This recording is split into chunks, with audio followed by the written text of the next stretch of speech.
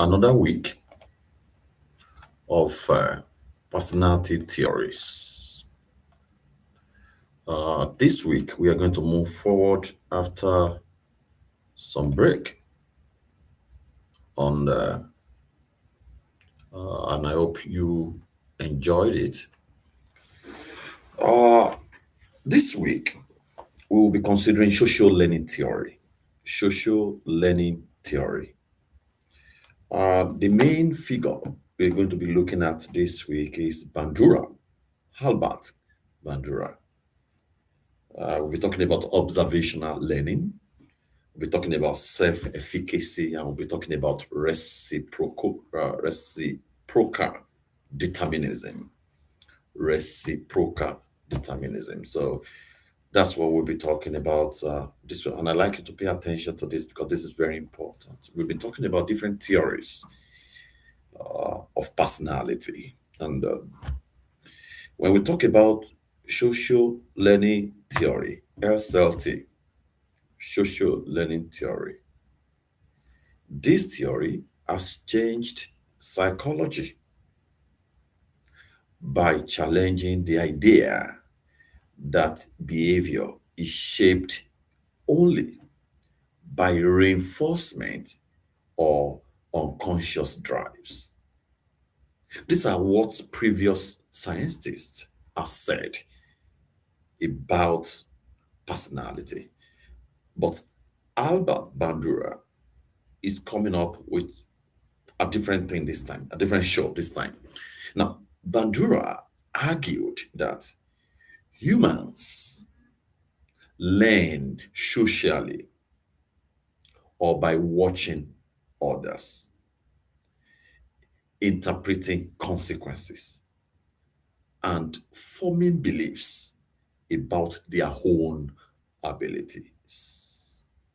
I'm going to say that again. According to this great man, Albert Bandura, he argued that humans, human beings, learn socially by watching others, interpreting consequences, and forming their own belief about their own abilities. That is the postulation of Albert Bandura. Now, this theory explains why children imitate their parents, how media, social media, influences behavior, why role models, why it matter. It also explains how people develop confidence or discouragement. It also discusses how behavior, environment, and personal beliefs interact. I have talked about nature and nurture in previous classes, how those things determine our personality. So, according to Bandura, we're going to be looking at how behavior, environment, and personal beliefs interact. There's an interaction between behavior, environment, and personal beliefs. So we're going to be checking the interaction this week. SLT, social learning theory, is one of the most practical theories for understanding real world behavior. When you see any man, now Albert Bandura came up with a kind of framework that is practical enough to understand the real world behavior.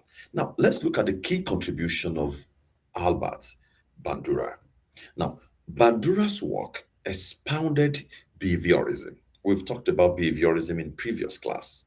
Now, Bandura work expounded on behaviorism into more cognitive, social, and agentic model of human behavior. Let me say that again.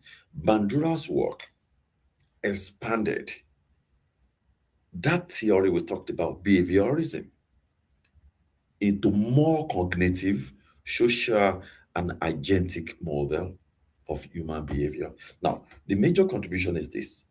There is observational learning, that is modeling. Okay. When somebody is looking at you, you know, it's a form of modeling taking place in that place. The person is learning by observation. All right. The second one is self-efficacy. Self-efficacy. The third one is reciprocal determinism. Okay, reciprocal determinism. The next one is, have you heard of Bobo Doll experiments and socio-cognitive theory? Those are major contribution of Albert Bandura. Of course, Bandura emphasized that people are active agents, not passive recipients of reinforcement. Human beings are active agents, not passive recipients of reinforcement. Now, quickly, let's look at this observational learning, modeling. What does that mean? Now, learning by watching the behavior of others and the consequences of those behavior.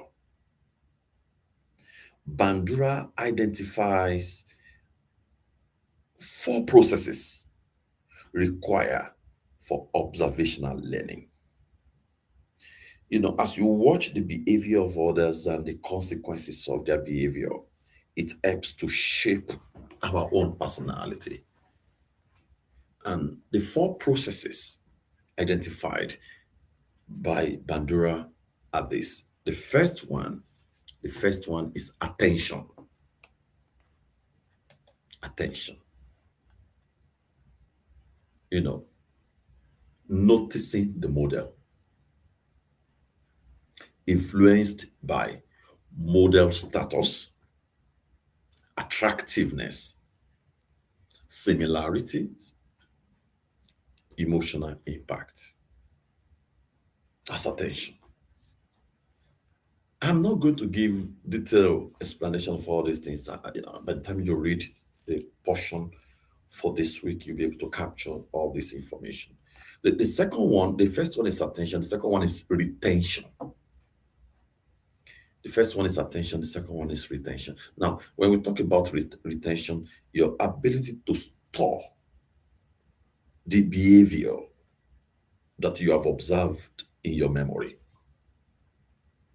which involved, number 1, mental image or images. Number 2, verbal descriptions. And number 3, rehearsal.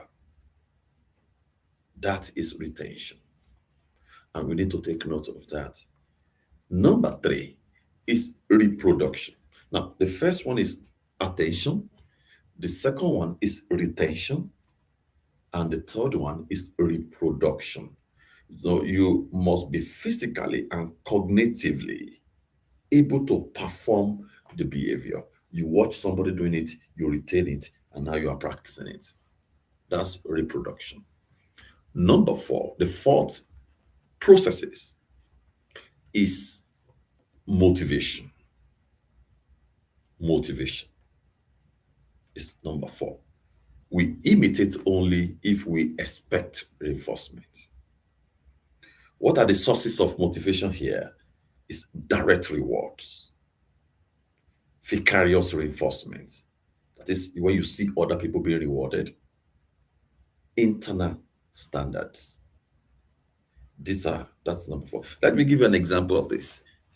I was a victim of motivation when I was in my theological college many years ago. You know what happened? In my year 1 in the seminary, I saw during the convocation, the seniors were graduating and I was there. as the captain of my class to help to support what has been done. And during the convocation, you know what happened? Somebody just once they used to give prizes to the best graduating students or best student in each course. All right. Each courses you offer in the final year, most times.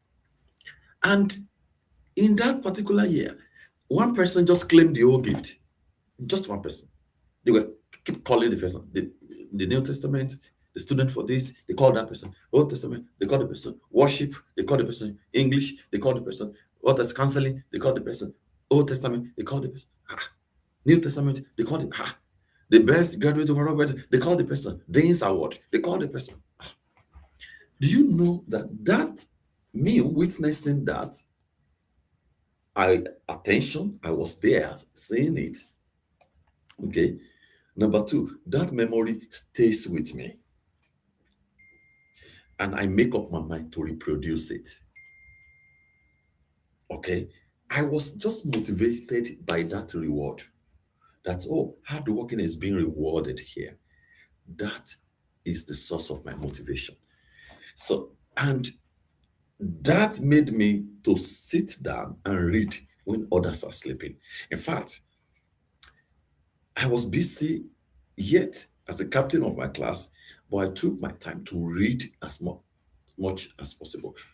Every day, I sit down and read till maybe 1 or 2 a.m. in the morning before I sleep. Not just reading that I will look for other textbook to buttress the point that was made in the class. Okay? So by the time I was graduating, you know what happened? What happened when I was in year one, I repeated it. I almost collected all the gifts. Out of almost 21, I think 21, I got 16 of it. Motivation. That's the power of it's not that we don't have people who are more intelligent than I in the class. There are people who are more intelligent, but I was a victim of Bandura, and I was able to repeat that. So that's what I'm talking about. That observation. When you observe what happened, you retain it, you reproduce it, and motivation. That's the Don't forget that. Look at the Bobo Doll studies. There's something called Bobo Doll studies. That happened between 1961 to 1963. 1961, 1963. You know, it's a Bandura's classic experiment. Bandura classic experiment. Bobo Doll studies. You know, what does this mean? That children imitate aggressive behavior that they observed. They imitate even without direct reinforcement, even when there's no direct reinforcement. They imitate more when the model is rewarded. They embed imitation when the model is punished. When they sit down with the TV and they watch aggression over time, before you know what's happening, that child that is watching aggression will begin to demonstrate that in the class, in the school. Have you seen children watching a movie where they're shooting and they take something in the house and begin to use it as gun and begins to ask mommy, please, can you buy gun for me? And there's a gun, water gun, or water gun outside in the market. Parents will buy it for their child and they'll be doing like this. That is Bobo Doll studies. They imitate aggressive behavior. They begin to fight. And what they watch on TV, they begin to use it when they are fighting against their colleagues. You see a child choking another child. That's what he saw. And that's why we keep warning parents, to be careful of what their children are exposed to because, learning theory is taking place in that. They're going to replace that. Going to be aggressive. And, when they saw that being rewarded, they do it more. But when it is being punished, they withdraw from it. So the takeaway from this is that learning can occur without performing the behavior and without direct reinforcement. So we have to be very careful. Whatever we are doing, the children are watching, they will learn from of that and they will act the same way. All right. So looking at the self-efficacy, which is the second one, self-efficacy, we're talking about a person's belief in their ability to perform a specific task or behavior.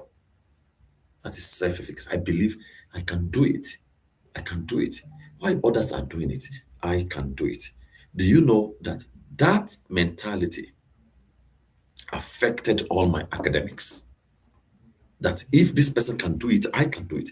In all the school I attended, I that's how since then everything about my academics changed and I continued to lead my classes. Being in my first degree, and go on and on and on. I was the best graduating student because that helps me to believe in my ability to perform, that I can do this. So self-efficacy influences choice or choices we make, efforts, persistence, emotional reactions, and performance. That is self-efficacy. So that belief helped me to make a choice. And it helps me to put in my best, my effort. I was persistent, and it's reflected in my performances. All right. So, and if I'm not telling you now, if people who knows me, they say, "Oh, Oyinlola is a genius. Oyinlola is this, is that, is intelligent, is brilliant, is a scholar, is this and that." But it is not a natural, you know, process. It's what Bandura just said. You just see that in action from the example I gave to you. So that's why anybody in life can become somebody. That potential, that innate potential is in everybody. It's just all about your choice. What do you want to be? So, what are the sources of self-efficacy? The sources of there are four sources of efficacy. The first one is mastery experiences. Let me tell you, success builds confidence. Success builds confidence. Mastery experiences. It builds your self-confidence. Since then, I believe in myself that no school I go to, I'm going to lead your class. Okay. It builds confidence. Mastery experience. There's something called number two is vicarious experiences. Seeing similar, others succeed. You know, you see other people succeeding. That says you too will succeed. I can make it. Other people can are making it. I can make it. Vicarious experiences. The number three is social persuasion. You can do this. I can do this. Others are doing it. I can do this. I can do this. I can do this. Number four is physiological or emotional state. Stress, fatigue, excitement. You know, physiological and emotional states. These are sources of self-efficacy. Why it matters? Self-efficacy predicts academic achievement, health behaviors, career successes, coping with stress, motivation, and resilience. It matters because it predicts all those things I just mentioned to you. Okay, let's look at reciprocal reciprocal determinism. Reciprocal determinism. Now, according to Bandura proposed that behavior is shaped, all right, by three-way interactions. Our behavior is shaped by three-way interaction. Behavior to environment to personal factors. It's a triad model. Triad model: behavior, environment, and personal factors. Three-way interaction. The triad model: behavior, our actions, our choices, right? Environment, our social context, rewards, norms, and personal factors, our beliefs, expectations, personality. So each influences the others. Each influences the others. So let me give you an example. A student in class, looking at a student in class, environment now is a supportive teacher. Supportive teacher, teachers that are supportive. That is the environment. Personal factors is the confidence he has in his ability. And looking at the behavior is active participation. So change one and the others will shift. Just change one, the others will shift. If you change supportive teacher to bad teacher, right? The personal factor there, which is confidence, the student will lose the confidence in his ability. And behavior, there may be avoidance. That student may continue to miss class, begin to fail, you know, and avoid class and avoid school. Okay, if you change one, the other will shift. That is reciprocal determinism. Three-way interaction: behavior, environment, and personal factor. When it comes to applying social learning theory to real world behavior, let me give you an example. Parenting. Children imitate parental behavior like kindness, aggression, habits.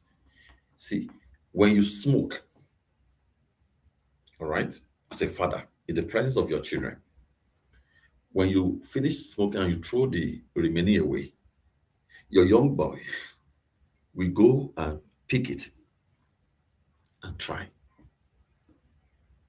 That's why when you see a family where they're smoking, it's spread or drinking, it's any habit, you do it in the presence of the children, you know, children, we can take it up. When my daughter was very young, there's a particular place where I sit down in the sitting room. There was a day I was coming from outside. Oh, and he opened the door. Oh, you're welcome, welcome. He ran straight to where I used to sit down, sat down. I said, "Ah, why you sit down there?" He said, "That is where daddy used to sit down." He said, "I want to sit down there today." So, and he sat down there. She sat down there. I was just wondering. So, children knows where you sit down. So, whatever you are doing, you have to be very careful if they are around because they can, you know, you are modeling something there. So, parenting. If you used to beat, your wife as husband, before you know what's happening, you are teaching that young boy that it's good to beat your partner. Parenting.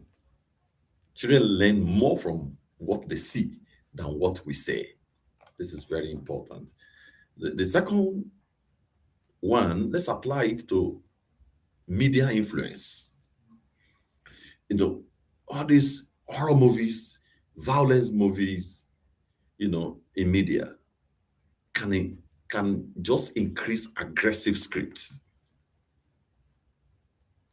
Pro social media can increase helping behavior. When there's good behavior, movies they watch or good things, children can motivate it. Influencers also shape norms and self-efficacy. Let me tell you, I've seen a client telling me that I want to be like this model because they keep looking at that person, they want to be like that person. And if they are not like that person, they lose their self-confidence. There will be a lot of problem, and there's nothing we can do about it. So media influence is in our world of today. Parenting is another real world behavior where we need to be very, very careful, right? So another one is education. Teachers model enthusiasm, curiosity, and coping strategy. Peer modeling is powerful for academic motivation. When I was in secondary school, I have some group of friends, we used to read together. So if I'm feeling sleepy and I open my eyes and I see my friend is still reading very well, the sleep will run away. So peer modeling is powerful for academic motivation. So it helps to do well. And self-efficacy predicts student persistence. Self-confidence will make you to persist.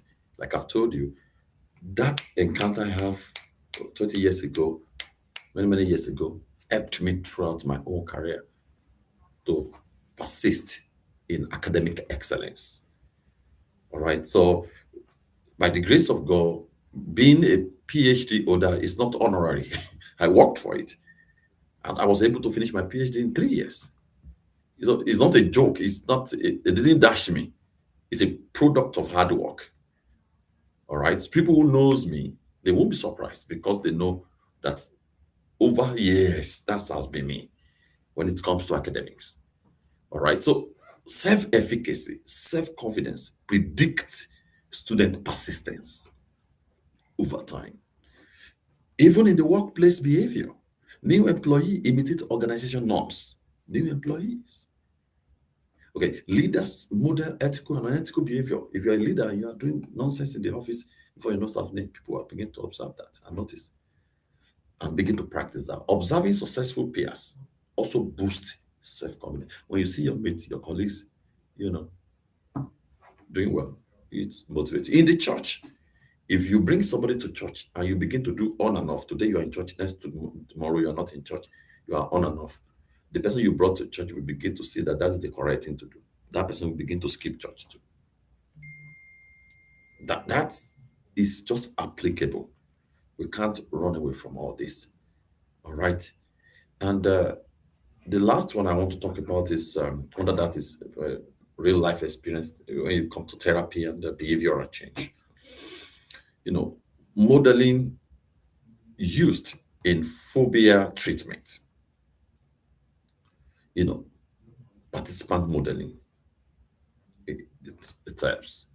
Self-efficacy is central to behavioral change. Okay, when they have that self-efficacy, they're self-confident that they can actually stop it. You know, I've seen people who I reinforce their self-efficacy in session, and that helped them to quit using substances. All I did was to discover the self-efficacy and I act on it. And they stopped taking substances till today. So group therapy uses vicarious learning too. When you bring people together in group counseling, it's and people tell their stories and the changes they have made, it helps others. If that's why we encourage uh, social support in addiction. We encourage people to join narcotic anonymous or alcohol anonymous or gambling anonymous, whatever it is. So, because when you go to this group support and you're listening to somebody who has been sober for 30 years, you are encouraged that you're in the right path and people are able to maintain a particular lifestyle. So, this is very important. This is very, very important. Let me conclude with this. Social learning, you know, theory endures. According to Bandura theory, it remains influential because it integrates cognition, behavior, and environment. All right. It explains complex social behavior, applies across cultures and contexts. It's not just. Don't forget that one of the weaknesses of the previous theories we have learned is that it doesn't cut across board. Some theories you can't use it in Africa, you can use it in the West.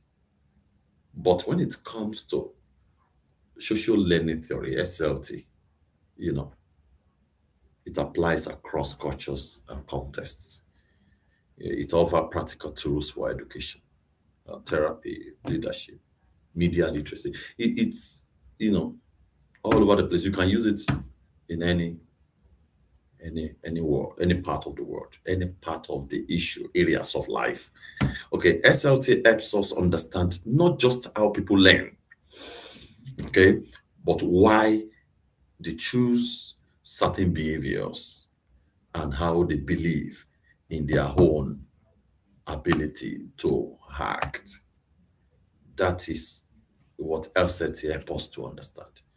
And this is one of the theories that I loved so much in personality theories. Okay, because I see, maybe because I saw myself, I saw this, you know, in my life, that it's my life, took a lot of things from. Maybe that's why I love it. But it's one of the theories I love when it comes to personality theory. I hope you will enjoy it. By the time you read more about it in our text for this week, if you have any question about this, feel free to let me know, and I will be able to provide answers to that. I hope you will enjoy this more as you read more about it. All right, until I come your way again, take care, brothers.